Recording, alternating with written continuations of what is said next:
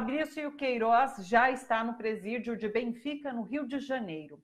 O ex-assessor de Flávio Bolsonaro foi preso hoje de manhã em Atibaia, que fica no interior de São Paulo. De acordo com a Polícia Civil de São Paulo, Queiroz estava escondido há quase um ano num sítio que pertence a Frederic Wassef, que é advogado do presidente Jair Bolsonaro e do filho dele, Flávio. A prisão preventiva foi pedida pelo Ministério Público do Rio de Janeiro, que alegou que Fabrício estava interferindo na coleta de provas do inquérito que apura o caso da rachadinha na Alerj, esquema no qual assessores parlamentares devolviam parte dos salários para os deputados. Flávio Bolsonaro é suspeito de liderar esse esquema quando era deputado no Rio de Janeiro. Hoje, Flávio Bolsonaro é senador. A mulher de Queiroz, Márcia Oliveira Aguiar, ela teve prisão preventiva decretada. Ela, que também foi assessora de Flávio Bolsonaro na Alerj, não foi encontrada em nenhum de seus endereços e, portanto, é considerada foragida pela polícia nesse momento. Além de advogado da família Bolsonaro, Frederic Wassef é frequentador assíduo da família Bolsonaro e do Palácio do Alvorada, que é a residência oficial do presidente e também é onde acontecem, não é onde acontece, na verdade ele também frequenta eventos oficiais. Ontem, por exemplo, o Wassef esteve na posse de Fábio Faria no Ministério das Comunicações. O advogado assistiu à cerimônia numa área que é reservada aos familiares e convidados do novo ministro. Tá aí, a gente acompanha as fotos então desse evento que aconteceu ontem, no Palácio do Alvorada. Hoje aqui no Bom para Todos, como eu comentei, a gente vai repercutir essa prisão de Fabrício Queiroz, as implicações para o advogado de Jair Bolsonaro, Frederic Wassef, e também vamos falar como fica o cenário político com esse episódio. Temos mais notícias importantes nesta quinta-feira também. O STF decidiu pela validade do inquérito das fake news. 8 ministros já votaram pela constitucionalidade das investigações, formando, portanto, maioria. Esse julgamento foi reiniciado agora há pouquinho, mas já há maioria, então, pela continuidade do inquérito. Esse inquérito, ele apura um esquema para disseminar informações falsas e ataques ao Supremo Tribunal Federal. Um dos investigados é o ministro da Educação, Abraham Weintraub. Além disso, as informações desse inquérito vão ser compartilhadas com o Tribunal Superior Eleitoral, que analisa pedidos de cassação da chapa Jair Bolsonaro-Hamilton Mourão. Fato bastante importante. O Tribunal de Contas da União quer saber quantos militares estão ocupando cargos no governo de Jair Bolsonaro. O autor do pedido, acatado pelo plenário do TCU, disse que é preciso saber quantos militares ativos e inativos atuam no governo, dado os riscos de desvirtuamento das Forças Armadas que isso pode representar. O site Poder 360 divulgou ontem um levantamento que mostra que dos 2.930 militares da ativa cedidos aos 3 poderes, 92,6% ocupam cargos no governo de Jair Bolsonaro. 7,2% estão no judiciário e apenas 1 militar trabalha no Congresso. Uma última notícia, Abraham Weintraub revogou uma portaria que promovia cotas em programas de pós-graduação. O texto, que era de 2016, previa que as universidades federais apresentassem propostas sobre inclusão de negros, indígenas e pessoas com deficiência em programas de mestrado e doutorado. Com essa revogação publicada nessa madrugada no Diário Oficial, o ato perde, então, a validade. Bom, sobre tudo isso, sobre esse cenário que se coloca hoje, a gente conversa agora com o William De Luca, jornalista e ativista. Oi, William, tudo bom?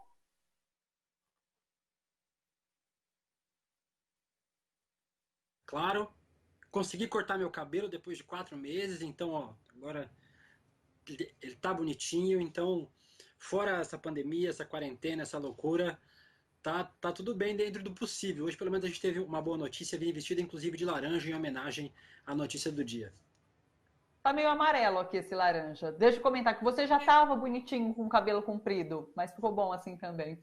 Fala pra mim, o que você achou de levantar com essa notícia de prisão do Queiroz? Acho que é uma coisa que a gente espera há muito tempo, né? Eu acho que o que nos surpreende é um pouco do amadorismo, né? Acho que tem gente que faz algumas elucubrações sobre é, é, a genialidade política do Bolsonaro e das pessoas que o cercam, mas como eu já falei algumas vezes, o Bolsonaro é a pessoa estúpida na hora errada, né? E ele acho que não esperava ser presidente da República, assumiu a presidência e agora tem que lidar com tudo isso, né? Ele era só um deputado federal do baixo clero e agora ele está exposto.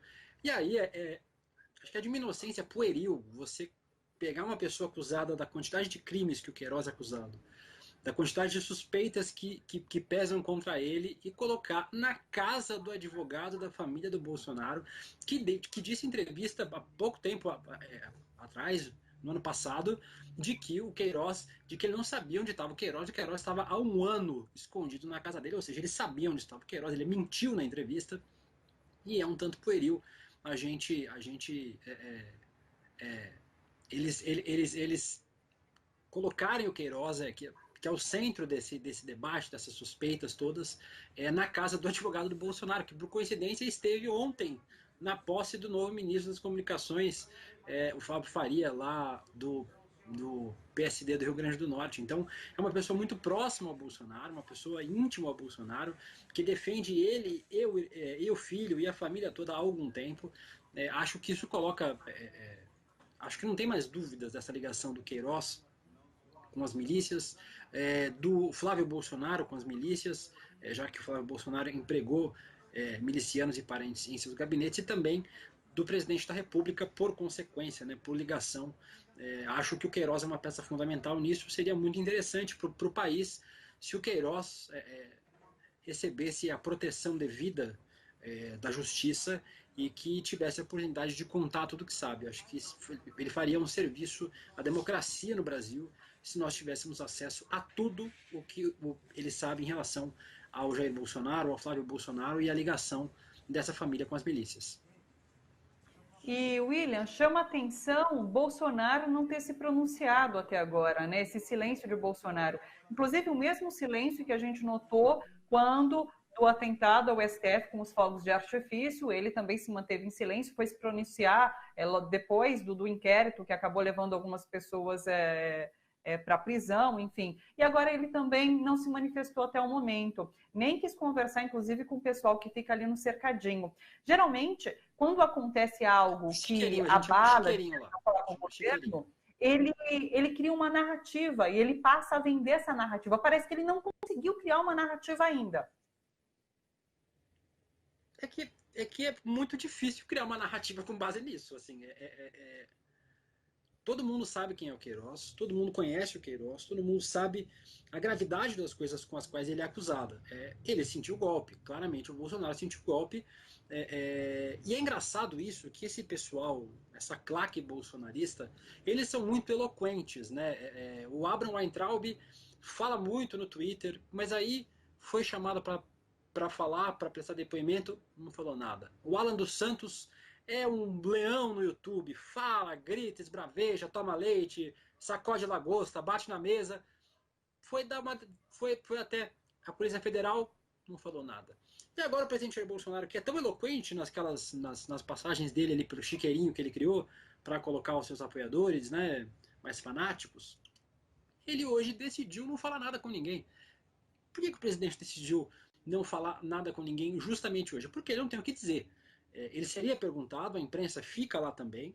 Ele já foi 2 ou 3 vezes constrangido por pessoas que foram infiltradas lá para constrangê-lo. Com certeza isso poderia acontecer. Alguém poderia estar lá, um opositor do Bolsonaro, e perguntar sobre o Queiroz.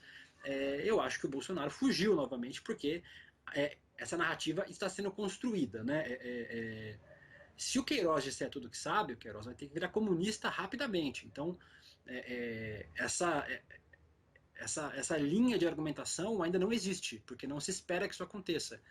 O Bolsonaro enxerga muita fidelidade no Queiroz, que é um amigo dele de muito tempo. Mas e se o Queiroz começar a falar? E se o Queiroz receber uma proposta muito boa para dizer tudo o que sabe? Não, obviamente, uma proposta financeira, mas uma proposta jurídica, né? De imunidade, talvez, uma delação premiada. E se isso acontecer? O Bolsonaro precisa construir essa narrativa. E tudo que ele disser hoje vai pesar contra ele, caso o Queiroz diga tudo o que sabe.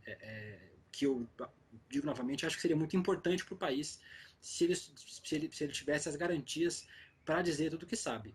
Obviamente, o Bolsonaro continua perdido, não sabe o que dizer, e hoje ele não tinha como chegar e falar do Lula, falar do PT, falar da Globo, sendo que o assunto Queiroz é o assunto do dia no Brasil. Vamos ver para que lado a narrativa desse gabinete do ódio, desse centro de pensamento bolsonarista, se é que a gente pode dizer que algum bolsonarista desse núcleo duro pensa, mas vamos ver o que eles vão tirar de estratégia em relação à comunicação nesse sentido. A gente ainda vai continuar debatendo o cenário político, impactos, inclusive no governo Bolsonaro dessa prisão, mas eu queria comentar com você, De Luca, sobre o que está sendo dito no Twitter. Tem muita gente brincando em relação ao roteirista do Brasil ter tido, assim, ter escrito pontos que são inimagináveis. Por exemplo, o próprio Queiroz ser achado com uma camiseta ali vermelha. Na sala ali da casa do advogado, tinha um cartaz do AI-5 com alguns bonequinhos de mafiosos de um filme, que é o Scarface. Então, assim, são alguns detalhes que envolvem esse episódio. Você falou em Atibaia, exatamente, que já tem todo o contexto envolvido em outras discussões políticas, né? Então, é muito detalhe para um roteiro só.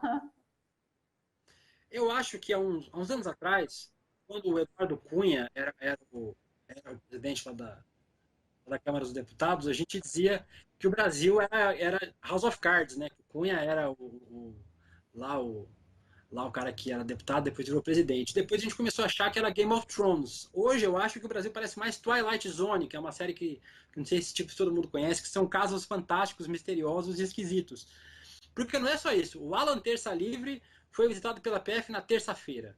A Sarah Winter foi presa no começo do inverno. Agora acha o Queiroz num sítio em Atibaia vestido de vermelho. Acho que quem gosta de série como eu gosta das séries da Shonda Rhimes, que é Grey's Anatomy, o How to Get Away with Murder. Acho que a Shonda Rhimes precisa vir para o Brasil, visitar o Brasil, fazer uma oficina, porque ela está perdendo muito em relação à narrativa que a gente tem visto sendo criada aqui no país. A gente brinca porque é o nosso último artifício, né? Em meio a uma pandemia, em quarentena, em isolamento social, vendo o país desabar, sem ministro da Saúde, sem ministro da Educação, sem governo, sem comando, sem direção, e ainda tendo o presidente da República envolvido diretamente com um criminoso que tem uma ligação íntima com facções criminosas do Rio de Janeiro. Isso é para colocar a cereja nesse bolo de chorume que o Brasil virou desde que o Jair Bolsonaro assumiu a presidência.